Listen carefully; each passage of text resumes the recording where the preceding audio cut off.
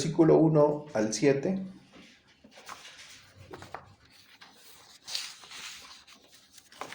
Gálatas 4, del 1 al 7. Voy a comenzar leyendo el versículo 1, lo voy a pedir que ustedes lean el verso 2 y así nos unamos en el versículo 7. Ok, si ya están ahí, dice así la palabra de Dios. Pero también digo, entre tanto que el heredero es niño, que nada difiere del esclavo, aunque es señor de todo. Sino que está bajo tutores y cuidadores hasta el tiempo señalado por el Padre. Así también nosotros, cuando éramos niños, estábamos en esclavitud bajo los rudimentos del mundo. Pero cuando vino el cumplimiento del tiempo, Dios envió a su Hijo, nacido de mujer y nacido bajo la ley, para que redimiese a los que estaban bajo la ley, a fin de que recibiésemos la adopción de hijos. y por cuanto sois hijos, Dios envió a vuestros corazones el espíritu de su Hijo, el cual clama, Abba, Padre. Así que ya no eres esclavo, sino hijo, y si hijo, también heredero de Dios por medio de Cristo. Amén. Vamos a orar. Señor, en tus manos nos ponemos. Gracias por tu palabra. Permítanos entender esta porción de las Escrituras. Haz la obra, Señor, en nuestras vidas, en el nombre de Jesús. Amén. Lo que vamos a hacer hoy es dedicarnos a entender cómo la venida de Cristo hace 2000 años marcó un antes y un después en la historia del pueblo de Dios. Pablo empieza a reflexionar porque de hecho, déjenme decirles que la manera en la que se seccionó la porción de la Escritura o la pericopa de la Escritura en griego, en nuestras Biblias, por ejemplo, comienza con el versículo 1, realmente va unida al versículo número 29 del capítulo 3, donde Pablo está hablando acerca de los herederos según la promesa. Estos herederos según la promesa son los creyentes, es la iglesia.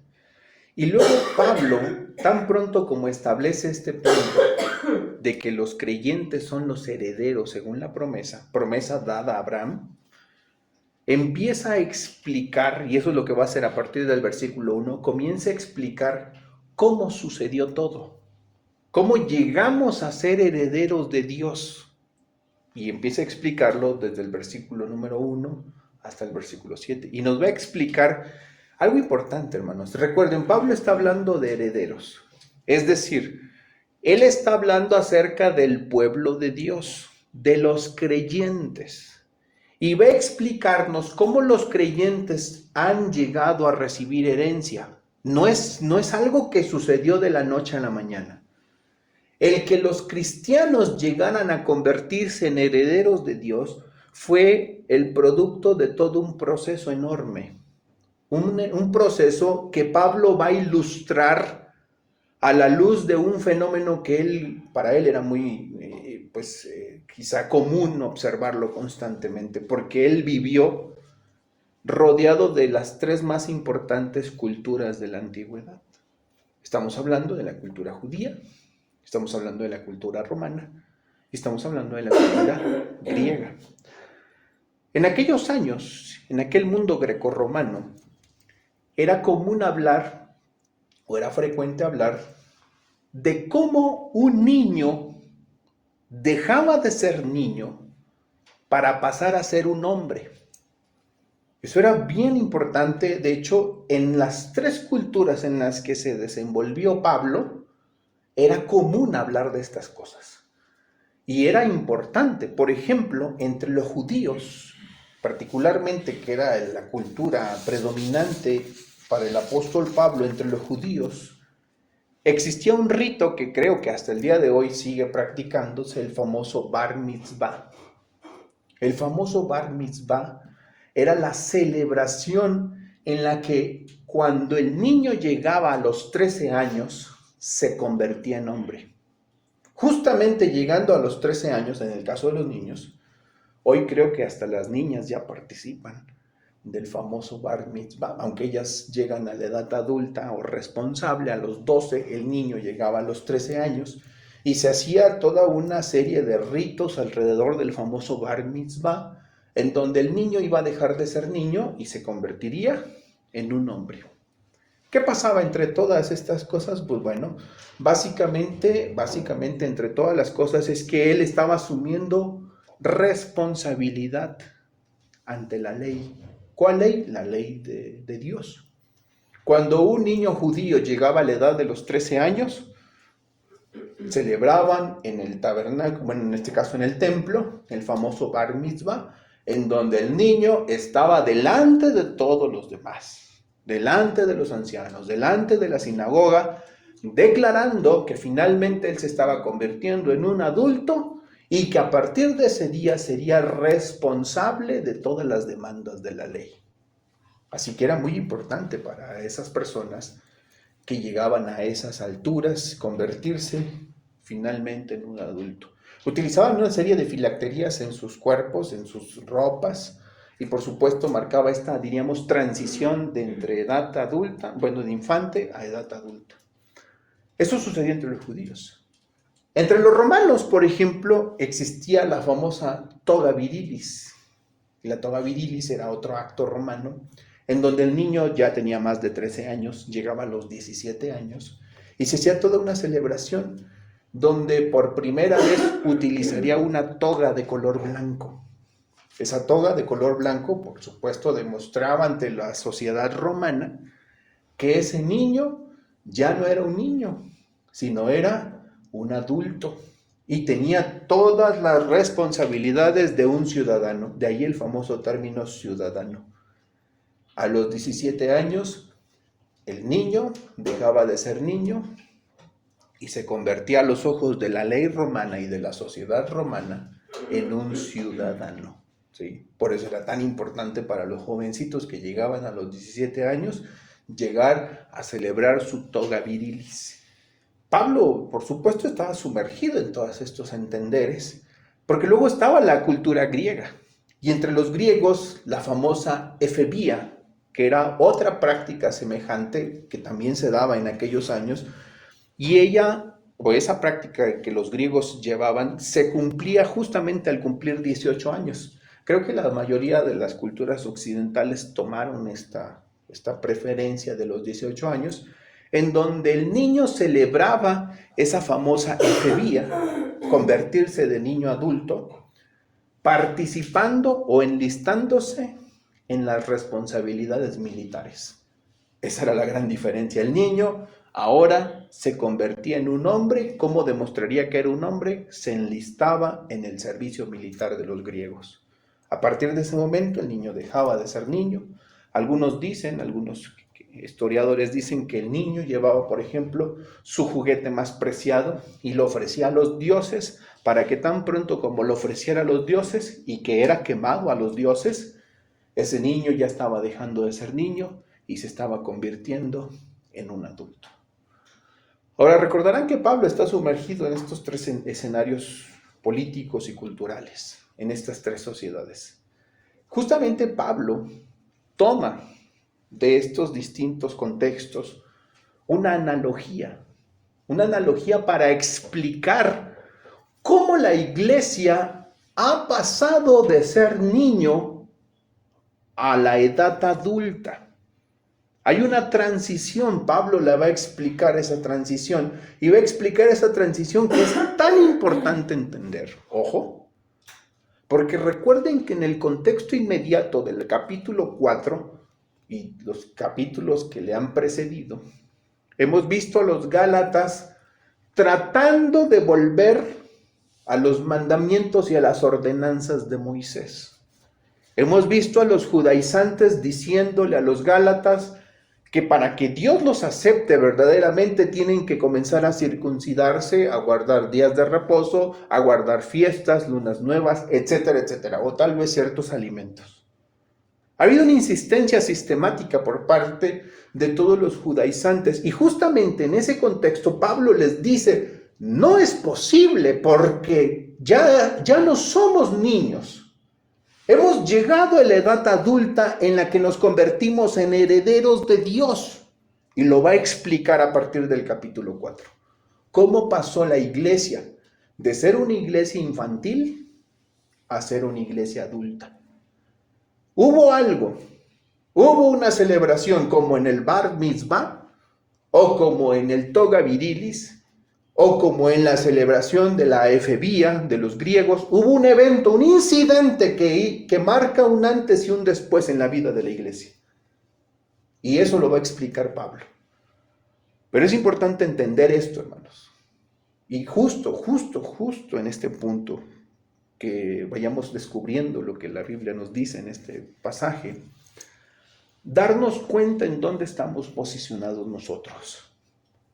¿En qué punto de la historia de la iglesia te encuentras tú? Es bien importante esto. Te voy a decir por qué, y te lo anticipo.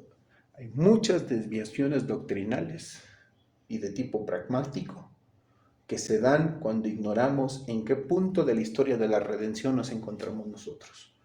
Hay muchos errores. Permítame entonces llevarles a este punto, el primer punto. Gálatas capítulo 4, versículos del 1 al 3. Lo primero que va a hacer Pablo en los primeros 3 versículos es recordarle a los creyentes, a los herederos, a los gálatas, qué fue su vida previa. Recordarles que ellos estuvieron en un estado de infancia, o el pueblo de Dios estuvo en un estado de infancia. Y en esa condición de infantes hubo peculiaridades que caracterizaban la etapa. Como cuando hablamos de un niño, ¿no?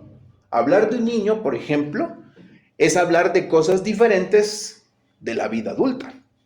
Hablar de niños, los que hemos tenido hijos pequeños, es hablar de biberones, es hablar de pañales, es hablar de leche, es hablar de guarderías y quién sabe cuántas cosas más, ¿verdad?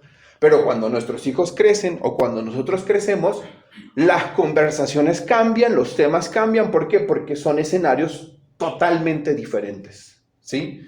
Lo mismo ocurría en la iglesia. Pablo comienza entonces a hablar de la etapa infantil de la iglesia de Cristo. ¿Cuál es esa etapa de la iglesia infantil de Cristo? Veamos lo que dice el versículo del 1 al 3.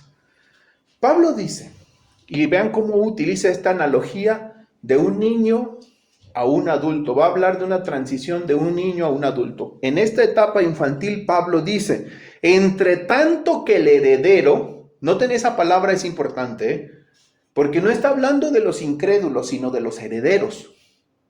Dice Pablo, entre tanto que el heredero es niño, aunque es heredero, hay un pequeño detalle con el heredero. ¿Cuál es ese pequeño detalle que describe Pablo? Que ese heredero es niño.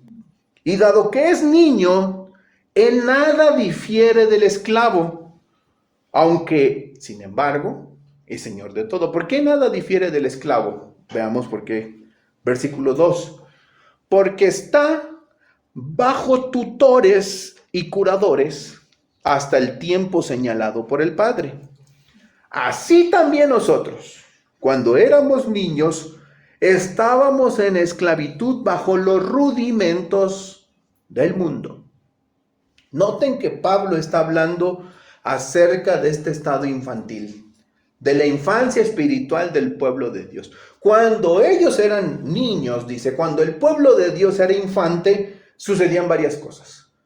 No nos distinguíamos de los que eran esclavos, pues al fin y al cabo no había libertades. Es decir, un niño que en aquel tiempo, por cierto, solamente los hijos de los señores tenían esta clase de cuidados, pues mientras era un niño, mientras era un infante, él no se diferenciaba de ninguno de los hijos de los esclavos. Realmente no tenían más libertades. ¿Por qué? Porque eran niños.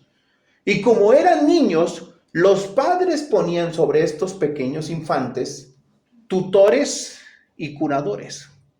O sea, gente que los cuidara. Y estos tutores y cuidadores tenían la función, tenían el deber de enseñarles letras si era necesario, enseñarles a hacer algún tipo de trabajo o algún tipo de función. Y también los curadores, de manera particular, tenían el trabajo de administrar lo que era de ese niño, pero que aunque era suyo, no lo podía disfrutar. ¿Por qué? Porque era un niño, porque estaba, pues finalmente, en un estado de infancia y de irresponsabilidad en muchos sentidos. En un estado infantil, ¿quién le va a poner a cargo de cosas importantes de los negocios de la familia. ¿Quién pone a un niño a cargo de los negocios de la familia? Absolutamente nadie. Al contrario, se le ponen tutores, se le ponen curadores que les enseñen el negocio. Eso es lo que está diciendo Pablo. Pablo está tomando este ejemplo, insisto, de lo que pasa en la sociedad grecorromana de su entorno. Él ha visto niños que son hijos de poderosos, pero que después de todo, mientras son niños, son iguales a los esclavos, porque no tienen libertades, porque están bajo la tutoría, bajo la guía, bajo la estricta guía, por cierto, de los tutores y de los curadores. Y en ese sentido, él tiene que obedecer a su tutor, aunque él es señor de él, ¿verdad? Aunque él es señor del tutor, porque él es el hijo del heredero. Y sin embargo, mientras el padre diga, mientras el padre señale un tiempo y diga, va a estar bajo tu cuidado hasta los 13 años, hasta los 17 años como los romanos, o hasta los 18 años como los griegos, el niño no puede hacer nada más, sino que obedecer, someterse a su tutor, a su curador. ¿Sí me explico? Y Pablo toma esta imagen y dice, así estaba la iglesia. Así era la iglesia. Estaba bajo tutores y cuidadores. Ahora, según el apóstol Pablo en la carta a los Gálatas, en el capítulo 3, versículo 24, dice que esos tutores y cuidadores era la ley. De manera, dice, que la ley ha sido nuestro ayo, nuestro pedagogo, dice en griego, nuestro tutor, para llevarnos a Cristo a fin de que fuésemos justificados por la fe. Dios también, mientras la iglesia estaba en un estado infantil, le puso un tutor, le puso curadores. ¿Cuál es ese tutor que cuidó a la iglesia, que le dijo a la iglesia infantil qué debía hacer, qué no debía de hacer, qué era bueno, qué era malo? ¿Quién fungió ese papel de tutor puesto por Dios para la iglesia en su estado infantil? Pablo dice, la ley. La ley tuvo ese papel. La ley sirvió como tutor de los santos, como tutor de los creyentes. Todo eso, simple y sencillamente, como hemos visto desde el estudio bíblico, eran sombras. Pero Dios las puso como tutores y curadores de los creyentes. Y era importante, hermanos, era muy importante que los Gálatas entendieran que la ley fue el tutor mientras eran niños. ¿Sí me explico? Ojo con eso. La ley de Dios fue el tutor de la iglesia mientras la iglesia estaba en un estado infantil. Nada más. Y esas leyes y esos mandamientos y estas restricciones simplemente eran sombras. Ahora bien, Pablo usa una palabra interesante en el versículo 3. Así también nosotros cuando éramos, noten que ahora Pablo habla en pasado, porque ya no se ve como un niño Pablo. Cuando éramos niños, y utiliza un plural, porque ya tampoco los Gálatas son niños, aunque se quieren comportar como niños. ¿Por qué? Porque quieren volver a los rudimentos del mundo. Dice Pablo, versículo 3, estábamos en esclavitud bajo los rudimentos del mundo. ¿A qué se refiere Pablo cuando habla de los rudimentos del mundo? Bueno, John Gill, uno de los más importantes comentaristas puritanos y bautistas particulares, dijo: los rudimentos del mundo hacen referencia a la distinción, a las distintas instituciones en la economía mosaica, las cuales representaban para los judíos lo que el abecedario es para quien comienza a leer, lo que la gramática y las reglas básicas son para quien aprende un idioma. Estas instituciones contenían los elementos fundamentales y los rudimentos de esa economía o de esa religión. Cuando ustedes empezaron a leer, van a decir, ya ni me acuerdo, hermano. Bueno, a mí me enseñaron a hacer bolitas cuando tomé por primera vez el lápiz. Recuerdo que mi maestra me ponía a hacer unas bolitas en planas de bolitas, de circulitos, para poder acostumbrar mi mano y mi muñeca a escribir. Y recuerdo que había una cancioncita que por ahí cantábamos, ¿verdad? Corre y corre la bolita y no sé qué más, ¿verdad? Y ahí estaba yo con la bolita, ¿verdad? Porque no eran letras, era un montón de garabatos que yo hacía, pero esos garabatos tenían una intención, por lo menos en términos pedagógicos. Tienen la intención de enseñar o de sentar las bases para la escritura y la lectura posteriormente. Entonces va uno allí, para los que aprendieron a escribir en manuscrito, mis respetos, porque esa era otra cosa, ¿verdad? Yo recuerdo a mi madre que ella escribía en puro manuscrito, hacía planas de manuscrito. A mí recuerdo que me enseñaron, pero ya era opcional para aquel entonces, ¿verdad? Pero en los años anteriores a esto sí que enseñaban todos estos. Igual, había principios, diríamos, unas balitas, unos palitos y empezar a dibujar algunas cosas. Y por supuesto, ¿eso qué era o qué representaba para la lectura y la escritura? Los rudimentos. El término que Pablo utiliza posteriormente en griego llegó a convertirse en la palabra abecedario o, en aquel tiempo, alfabeto, que para nosotros sería el abecedario. Cuando aprendíamos a leer, lo primero que nuestros maestros nos enseñaron fueron las vocales, ¿verdad? Y hasta ponían la canción de Cricri para enseñarnos que ahí viene la A y después le sigue la E y no sé qué más. Y empezábamos A, E, I, O, U. Y luego ya el abecedario, ¿no? A, B, C, D, F, G. Y ¿pero eso ya era lectura? No. ¿Qué era eso? Los rudimentos del lenguaje. Pablo dice que la iglesia, mientras estuvo bajo la ley, estuvo bajo los rudimentos del mundo. La ley que era para la iglesia en ese estado infantil, los rudimentos de su fe. La ley eran esos garabatos que apenas preparaba la iglesia para la venida de algo mejor. Pero la ley y todas sus demandas eran rudimentos, dice San Pablo. ¿Me comprenden? Estamos entendiendo esta parte importante. Ahora, en esta condición de infancia, no solamente había tutores que les enseñaban los rudimentos de la fe, sino que además había muchas limitaciones en este estado infantil. Mientras la iglesia del Viejo Testamento, cuando observamos a los creyentes en el Antiguo Testamento, deberíamos de tener cuidado de no compararlos al 100% con nuestras actitudes y nuestros comportamientos que tenemos como cristianos. Miren, déjenme poner algunos ejemplos. Y no quiero sonar escandaloso, de verdad. Pero usted sabía que Abraham en algún momento expuso a la prostitución a su esposa Sara.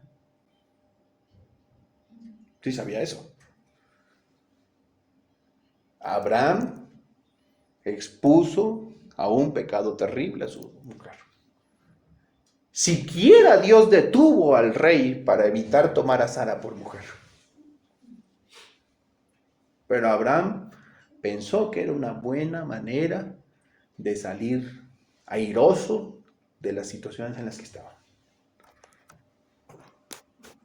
Y así como esos incidentes, podemos contemplar una serie de innumerables incidentes que como cristianos vemos y decimos, ¿qué? ¿Cómo es posible? Y claro, el más meticuloso y se espantaría, casi se desgarraría las ropas, ¿verdad? Los vestidos al oír historias semejantes a esta. ¿Cómo puede ser posible que David haya tomado a Urías y lo haya enviado allá la parte más extrema de la batalla para que muriera y pudiera tomar a su mujer Betsabé? ¿A poco no sabía que era pecado eso? Bueno, tengan cuidado. ¿En qué estado se encontraban estos creyentes? Según Pablo, eran niños. Eran niños. ¿Había tutores? Sí, Dios les dejó tutores. En este caso era la ley. Y la ley les estaba enseñando todos esos rudimentos, dice el apóstol Pablo. Sin embargo, el estado espiritual de la iglesia en ese periodo era un estado de infancia. Y hay que tener mucho cuidado, no querernos comparar, porque estoy hablando, hermanos, ojo, quiero dejar muy claro, no estoy hablando porque uno pensaría en hombres piadosos y diríamos, ellos pareciera que están por encima de nosotros. No estoy hablando en términos particulares, estoy hablando en términos generales. Como la iglesia en el Antiguo Testamento es descrita por el apóstol Pablo como una iglesia que se encuentra en un estado infantil, en un estado de infancia. Y Dios le ha dotado de tutores que lo guíen, que le instruyan. Sin embargo, no han dejado de ser niños. Sigue la iglesia hasta aquel entonces en un estado de infante, con muchas limitaciones, tantas limitaciones que, por ejemplo, para poder tener comunión con Dios, necesitaban de un sacerdote que entrara al lugar santísimo, según nos dice Levítico 16:2. Es más, si ustedes han leído el Deuteronomio capítulo 28, donde Dios dice, si haces esto te voy a bendecir, si haces esto te voy a maldecir. ¿Saben cuáles eran las motivaciones de los creyentes en ese estado infantil? El temor y la obligación.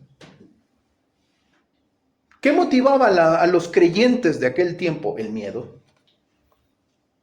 la obligación. Ellos sabían, según Deuteronomio 28, que si no hacían lo que Dios decía, iba a caer maldición sobre ellos. Y a ellos los motivaba en muchos sentidos el temor y la obligación. Es más, Pedro en el capítulo 1, versículos 10 al 12, cuando habla de los profetas de Dios, dice que su conocimiento incluso era parcial. En ese estado infantil la iglesia tuvo muchas limitaciones, sí, muchísimas. Su relación estaba mediada y era distante. Necesitaban sacerdotes. Su motivación estaba basada en el temor y en la obligación en ese estado infantil. Pero no solo esto, su conocimiento acerca de las cosas era parcial. Tenía un conocimiento parcial. Pedro, en el capítulo 1, versículos 10 al 12, y permítanme leer este pasaje, dice justamente que el conocimiento de esos hombres, y que eran piadosos y que de ninguna manera negaba Pedro su piedad y su fe en el Señor, sin embargo, Pedro dice así, capítulo 1, versículos del 10 al 12, en su primera carta, los profetas que profetizaron de la gracia destinada a vosotros, inquirieron y diligentemente indagaron acerca de esta salvación, escudriñando qué persona y qué tiempo indicaba el Espíritu de Cristo que estaba en ellos, el cual anunciaba de antemano los sufrimientos de Cristo y las glorias que vendrían tras ellos. A esto se les reveló que no para sí mismos, sino para nosotros administraban las cosas que ahora os son anunciadas por los que os han predicado el Evangelio por el Espíritu Santo enviado del cielo, cosas en las cuales anhelan mirar los ángeles. A ellos se les dijo, no es para ustedes, al menos no como lo disfrutarán aquellos. Ustedes están administrando cosas con un conocimiento parcial, con limitaciones. Los santos, la iglesia en el Antiguo Testamento estaba en un estado infantil, ¿sí? Y en este estado infantil había limitaciones muy evidentes, hermanos, muy evidentes. De hecho, ¿saben cuál era el anhelo de esos santos en el Antiguo Testamento? El anhelo de los santos era lo que ahora tenemos nosotros. Ellos anhelaban de todo corazón ver lo que ahora nosotros podemos observar por la fe. Los tesoros que ahora tiene la iglesia en su estado adulto, ellos los anhelaron. De hecho, así nos dice el apóstol Pedro, a ellos se les reveló que no era para sí, sino para nosotros que administraban estas cosas. Ellos deseaban, por eso inquirían y diligentemente escudriñaban para ver ese día. No lo vieron. Isaías no pudo ver el día de Cristo, al menos lo vio por la fe, pero no lo pudo ver como nosotros hoy lo podemos observar en el Nuevo Testamento. Jeremías, Abraham dice que el Señor Jesucristo, que él quiso, anheló el día de Cristo y lo vio, dice, ¿cómo lo vio? Por la fe. Pero nosotros vemos a Cristo de una manera completamente diferente, completamente diferente. Juan 8:56 dice que Abraham vio por la fe el día de Cristo y se gozó. Pero solo lo vio por la fe.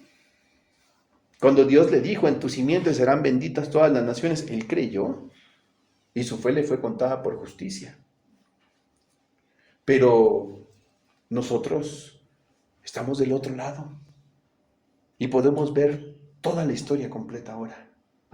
Es algo completamente diferente. Es más, Simeón y Ana, los primeros que recibieron al niño Jesús, aquel día que sus padres le llevaron al templo, dice en el capítulo 2 del Evangelio de Lucas, versículo 25 al 32 y luego del 36 al 38, que eso era lo que ellos anhelaban, que ya podía morir en paz, dice Simeón, porque ahora mis ojos han visto lo que anhelaban. Todos esos santos piadosos en esa etapa infantil tuvieron limitaciones y anhelaron lo que vendría después. Simeón y Ana lo vieron en sus manos, así chiquitito. Vieron ese momento. Pero ellos no seguían, no dejaban de estar en un estado de infancia, bajo tutores. Aún no eran adultos. Y como en las fiestas que rodearon la vida de Pablo, era necesario un evento que marcara un antes y un después en la vida de los niños y se convirtieran en adultos. Y luego llegamos al versículo 4, donde Pablo nos va a narrar ese evento que marca un antes y un después en la vida de los creyentes. Gálatas 4:4 dice de la siguiente manera, ahí está en pantalla: pero cuando vino el cumplimiento del tiempo, Dios envió a su Hijo, nacido de mujer y nacido bajo la ley. Según el apóstol Pablo, Dios tiene un calendario perfecto y hay un incidente que en ese calendario perfecto se suscitó. Y el calendario indicaba que era necesario que viniera el Hijo de Dios. Y Él vino, dice Pablo, en el momento indicado, cuando vino el cumplimiento del tiempo, en el momento exacto, bajo las condiciones históricas exactas, bajo las condiciones políticas exactas, bajo las condiciones espirituales exactas, cuando todas estas cosas estaban, diríamos, en una perfecta armonía, allí vino Cristo. No está hablando Pablo de algo que pasó casualmente, no, dice, esto se suscitó bajo el contexto y las condiciones correctas en el plan divino.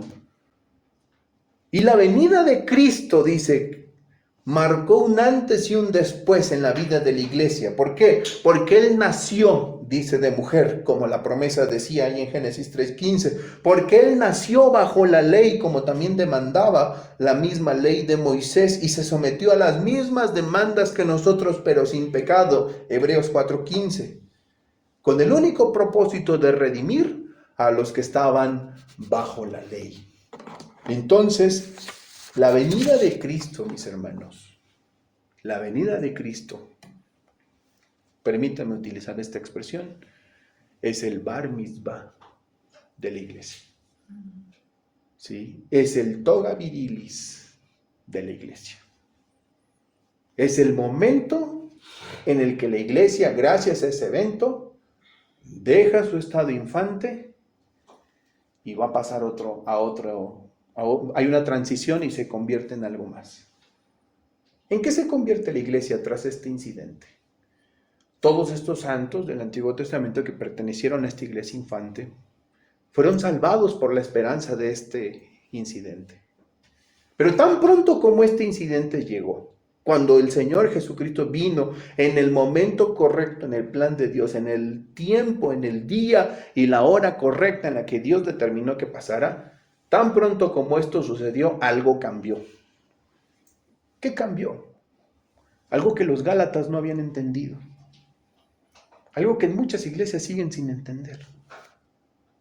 Hay muchas iglesias que se sitúan en el estado infantil de la iglesia. Vamos a guardar esto, hermanos. Vamos a dejar de hacer esto. Vamos a dejar de comer aquello. Quien coma aquello va a irse al infierno y es del diablo tomar Coca-Cola. Y el que tome café, ese se va a ir directo al infierno. Porque, hermanos, hemos empezado a saturar la iglesia en muchos lugares Se ha comenzado a saturar de una serie de cosas y de demandas que no tienen ninguna relación y que muchas de ellas incluso caracterizaron este estado infantil. No comas, no toques, no bebas, no comas, que dice Pablo, ni aún toquéis, ¿verdad? No gustes. Y entonces una serie de demandas y cosas que lastimosamente no forman parte del estado actual de la iglesia. ¿En qué estado se encuentra la iglesia? Bueno, ha dejado de ser niño. Versículos 5 al 7, Pablo dice que vino Cristo, versículo 4, nacido de mujer, nacido bajo la ley, en el momento correcto, para que redimiese a los que estaban bajo la ley, o sea, a los que estaban bajo un tutor. Los redimió, los rescató de esa tutoría. Dice, a fin de que recibieran, que ahora sí, la adopción de hijos. Ahora siguen siendo herederos, pero ahora ya son considerados por Dios, por las leyes. En aquel tiempo el niño que pasaba por este proceso ya era considerado adulto, ya era considerado el heredero, ya era considerado el hijo. Antes no es que no lo fuera, sí lo era, pero era irresponsable, era un infante, tenía limitaciones, no podía hacer lo que se le podía exigir a un adulto. Pablo dice, ahora que vino Cristo, la iglesia ya dejó de ser niño. ¿Ahora qué son? Son hijos, dice el versículo 6. Y por cuanto sois hijos de Dios, Dios envió en vuestros corazones el espíritu de su Hijo, el cual clama, Abba Padre. Así que ya no eres esclavo, sino hijo. Y si hijo, también ¿qué? Heredero de Dios mediante Cristo. Ya no eres un infante. Ya Dios te ve como un adulto. Ya estás en un estado completamente diferente al que se encontraron todos aquellos santos en el viejo pacto. Ahora Dios te ve en un momento en el que la iglesia ya está en un estado de madurez. La iglesia ya ha dejado de estar bajo un tutor. Ahora la iglesia es responsable, tiene libertad para ser responsable por sí misma. La iglesia ha dejado de ser esclavo y ha convertido en hijo. Y eso es lo que hace Cristo. Cristo en su redención nos libera, y no solo nos libera, sino que también nos adopta en la familia de Dios. El creyente, los cristianos, los gálatas y todos nosotros que hemos confiado en Cristo Jesús, mis hermanos, no estamos bajo ningún tutor ya más, sino que somos hijos. Tenemos el privilegio de los hijos herederos de Dios. ¿Saben que en el mundo romano, cuando alguien adoptaba un hijo, Pablo de hecho usa esta expresión del mundo romano? El término adopción es un término puramente romano. ¿Sí? El término romano, adopción, significaba heredero legítimo.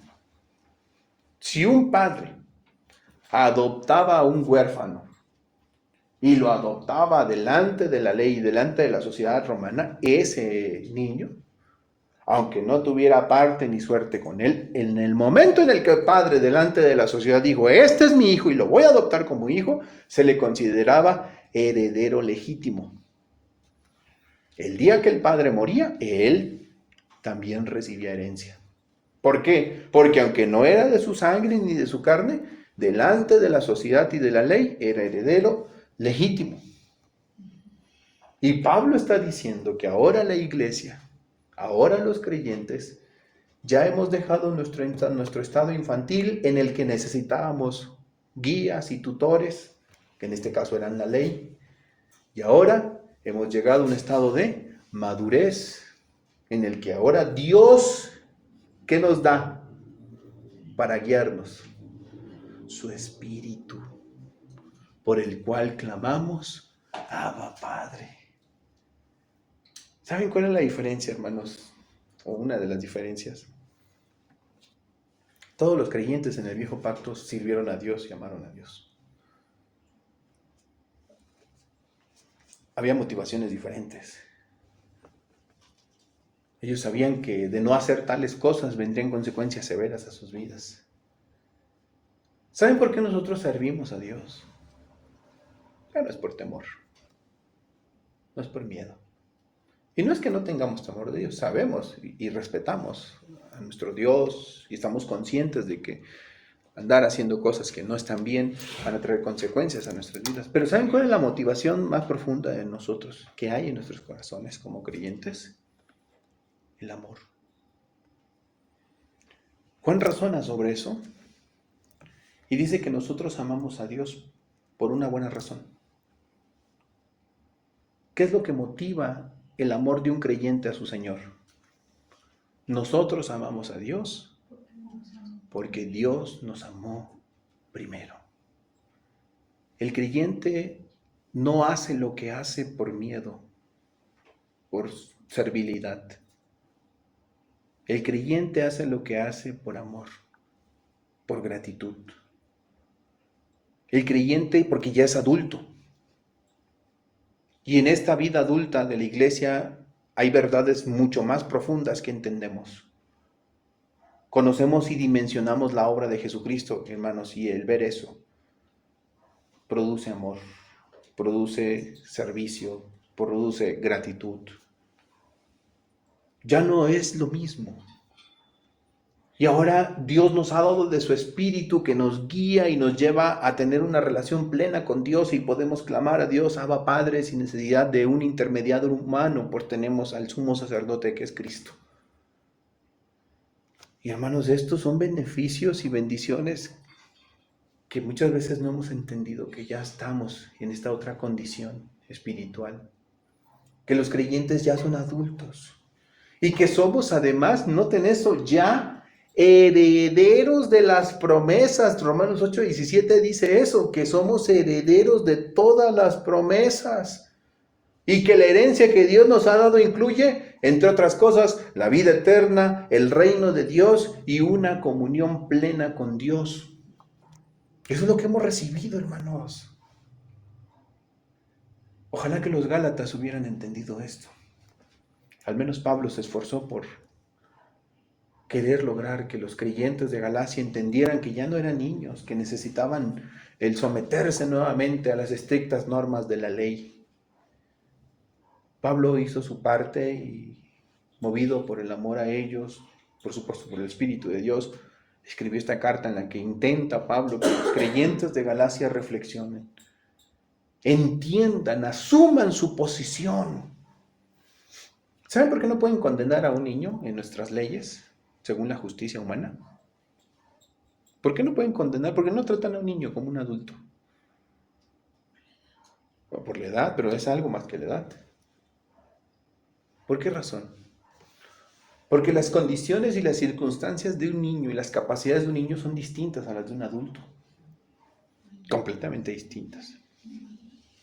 ¿Sí me entienden? Pero ¿saben por qué es patético un adulto que se quiere comportar como un niño? ¿O no les parece patético eso? Que tiene 35, 40 años y todavía se comporta como un niño. Es decir, ¿cómo es posible? ¿Por qué nos parece inconcebible y parece patético esto? Porque, hermanos, no debería de ser. Porque estamos hablando de alguien que está huyendo de su responsabilidad con su familia, con sus hijos o con quien sea, o con su matrimonio. Por eso es que se comporten así. Es patético y es molesto. De hecho, cuando nosotros tenemos hijos pequeños y crecen nuestros hijos pequeños y llegan a cierta edad en la que ya la ley los mira como adultos, esperamos que su comportamiento sea acorde con su edad. Yo espero eso de mis hijos. Y esa es la diferencia que hay entre mis hijos. ¿Sí? No voy a tener a mi hija que tenga 30, 40 años y que siga comportándose como una niña que tiene 10. O menos, ¿verdad? Sería, a ver, ¿qué está pasando aquí? Hay una incongruencia contigo. Me comprenden, ¿no? Con mi hijo, exactamente igual. Esperamos que ya asuman esa responsabilidad en su momento correcto. Bueno, mis hermanos, lo que los Gálatas estaban haciendo era eso. Era patético. Estaban volviendo a su infancia, a querer que los tutores y los curadores los cuidaran.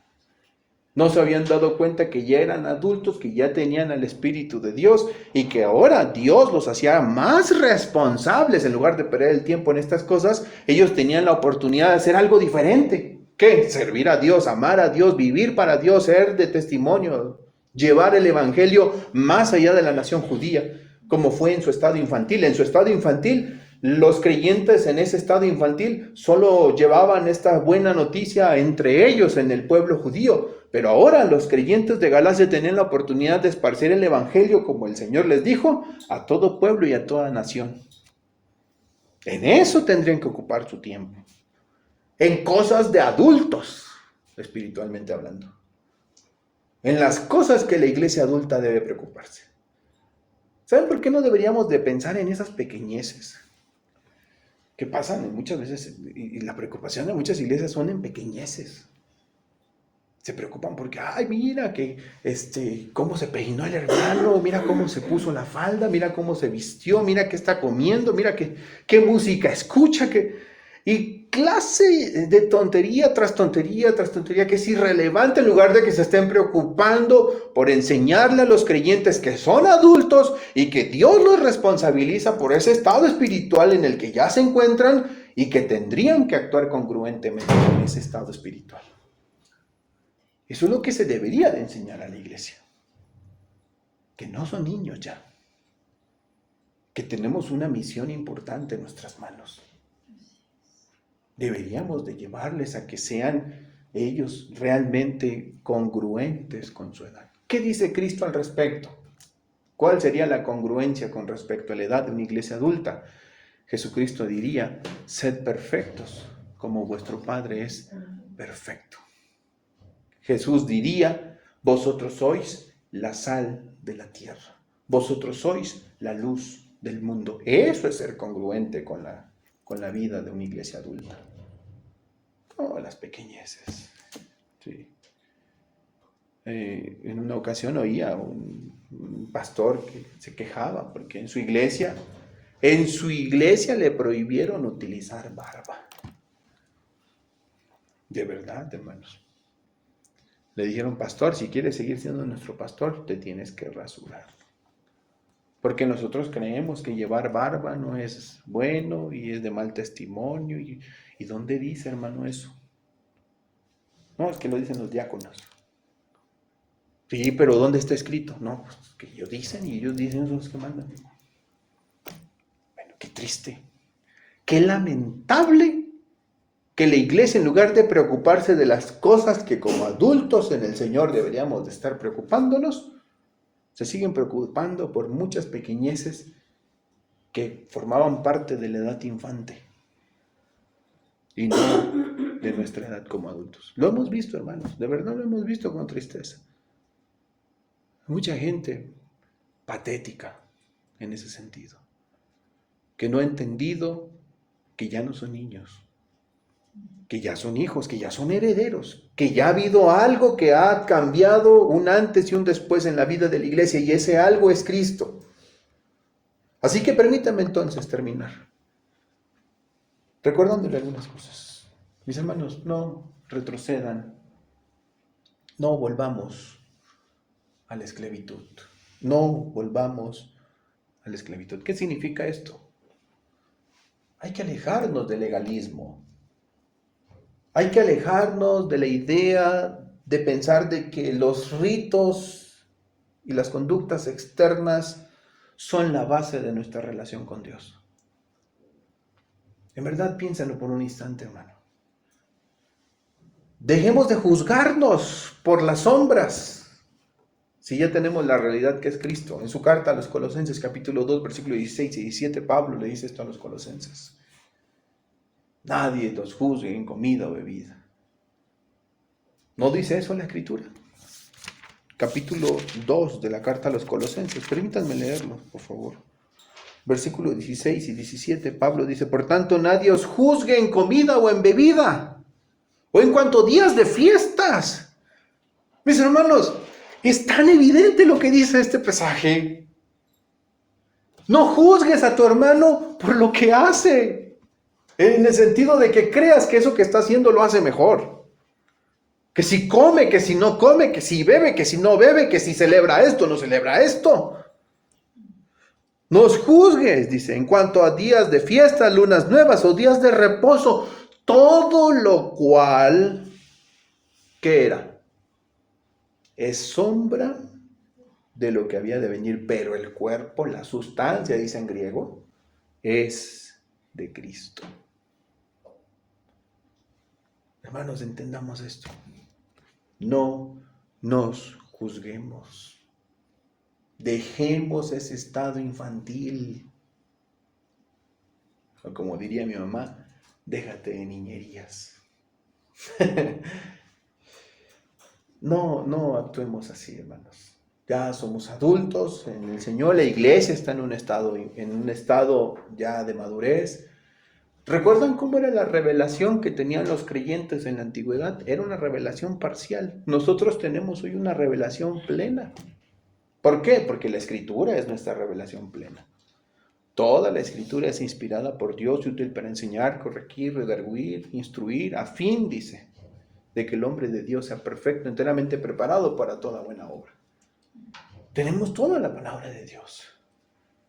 Dios nos ha dado su palabra y su palabra ahora es suficiente para tener un conocimiento perfecto, para actuar con madurez, para actuar con responsabilidad, para entender lo que Pablo dijo, libertad, para entender lo que Pablo dijo cuando escribía y dijo, todo me es lícito, pero no todo me conviene. Eso se lo dijo Pablo a una iglesia madura. El inmaduro ve estos versículos y dice, tengo libertad, voy a hacer lo que quiera. Voy a hacer lo que me dé la gana. Todo me es lícito, genial. Me voy a ir a emborrachar, me voy a ir a hacer esto, me voy a ir a hacer aquello. No es lo que dice el apóstol Pablo. La iglesia debe de tener esta responsabilidad. Es libre la iglesia y debe de ser congruente con esta libertad. Pero ¿cómo podemos nosotros ser congruentes con la libertad? A medida que nuestra conciencia está bien informada por la palabra de Dios. ¿Saben? Les voy a decir una cosa, hermano. ¿Saben por qué la gente prefiere que el pastor les diga lo que deben y lo que no deben de hacer? A mí me ha pasado que muchas veces la gente se acerca y me dice, a ver, pastor, ¿esto es pecado o no es pecado? ¿Puedo hacer esto, puedo hacer o no puedo hacer esto? ¿Saben por qué hacen eso las personas? Por flojos, por haraganes, porque no leen la Biblia. Porque prefieren que alguien venga y les diga lo que deben y lo que no deben de hacer en lugar de leer las Escrituras. Entonces se hacen una lista blanca de lo que sí pueden hacer. Una lista negra de lo que no pueden hacer. Y viven en conformidad de esa lista. El problema de esto, ¿saben cuál es? Que en esa lista muchas veces está reflejada la opinión de un hombre, del predicador, del pastor, lo que él cree que es bueno, lo que él cree que es malo. Y lo único que logra con esto es transgredir la conciencia de ese pobre hermano débil. Y lo que hacen es cargar su conciencia de mandamientos que Dios nunca dijo, o de deberes que Dios nunca le pidió que hiciera. En lugar de eso, mi hermano, de verdad, en lugar de que tú busques tener una lista negra de lo blanca, de lo que tienes y no debe hacer, ¿sabes qué? Infórmate. O sea, lee la Biblia. Que tu conciencia esté bien informada de la palabra de Dios, con la palabra de Dios, para que entonces tus decisiones sean sabias y tú digas, bueno, en este caso particular, con mi familia, con mis hijos, Dios me está mostrando que esto es lo que puedo hacer. Aquí, bajo mi techo, Dios me está mostrando lo que puedo hacer. Porque su palabra dice esto, su palabra dice aquello. Entonces es una conciencia informada con la palabra de Dios. Pero la gente no quiere eso. La gente quiere listas de lo que sí y de lo que no. Es más fácil esto, ¿no? Es más fácil seguir listas en lugar de alimentarnos y crecernos y lograr que nuestras conciencias crezcan. Hermanos, ya hemos pasado de esclavos a hijos. Y además de esto, el Espíritu de Dios está en nosotros. El Espíritu de Dios está en nosotros. Debemos de vivir como hijos libres y responsables. En su carta a los Gálatas, capítulo 5, versículo 3, Pablo dice lo siguiente: porque vosotros, hermanos, a libertad fuisteis llamados. Ojo, solamente que no uséis la libertad como ocasión para la carne, sino servíos por amor los unos a los otros. ¿De qué está hablando Pablo? De que ya somos hijos, somos adultos, somos libres y somos responsables. Y esa libertad de la que habla Pablo no es libertinaje de ninguna manera. La libertad es la libertad que tenemos para servirnos, para obedecer a Dios por amor.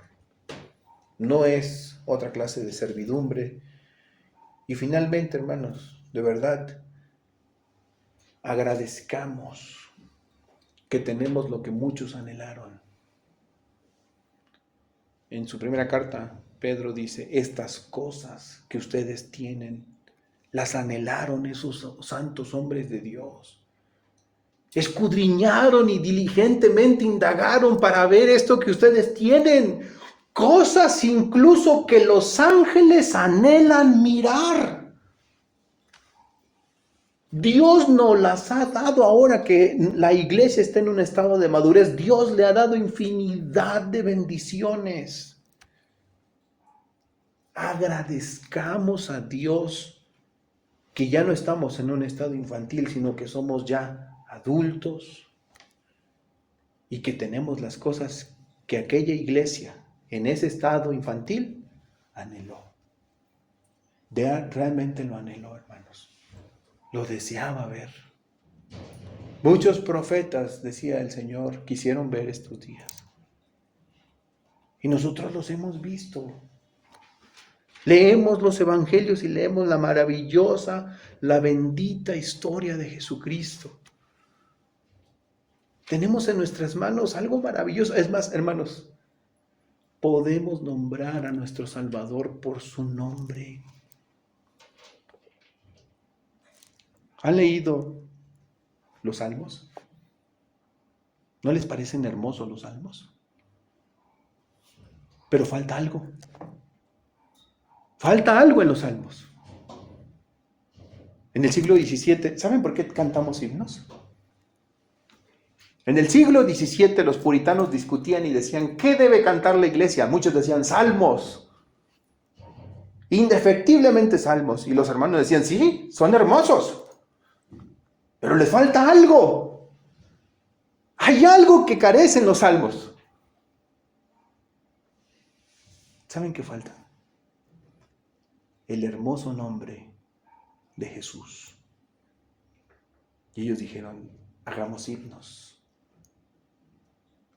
Himnos inspirados en ese hermoso nombre llamado Jesucristo. Ellos anhelaban, no sabían ni siquiera cómo se llamaría el Salvador. Nosotros sabemos que el Salvador es Jesucristo, que es Jesús. Le podemos llamar por su nombre y decir: te amo, Señor Jesús. Podemos mirar por la fe la cruz del Calvario y decir: Señor Jesús, gracias. Porque por la fe veo tus heridas en tus manos y en tus pies. Porque siquiera imagino aquel día cuando te coronaron con esa corona de espinas y tu rostro ensangrentado, mientras aquellos hombres te golpeaban en la cabeza y te decían: profetiza, ¿quién te ha golpeado? Y hermanos, podemos decir: Señor Jesús, gracias. Bendito Señor, gracias. Cosas que anhelan mirar los ángeles, nosotros las tenemos. Es más, hermanos, ¿no es esto una señal de que gozamos algo que aquella iglesia en ese estado infantil no tuvo? Hoy vamos a partir el pan. ¿Y saben de quién nos vamos a acordar?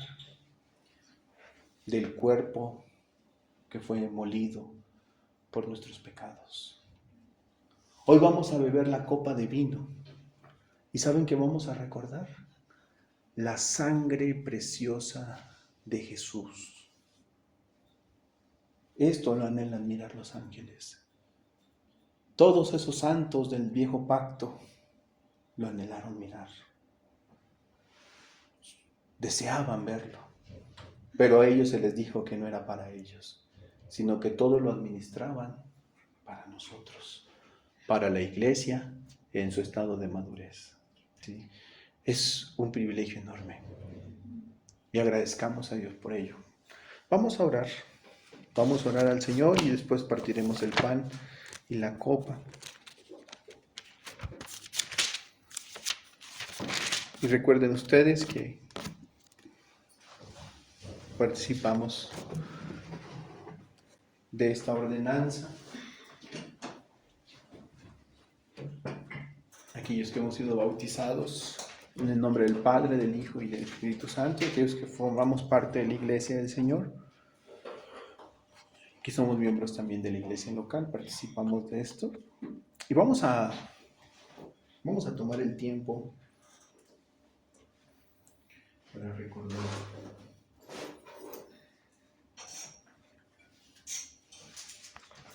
Vamos a orar por el pan. Señor, gracias, porque delante de estos símbolos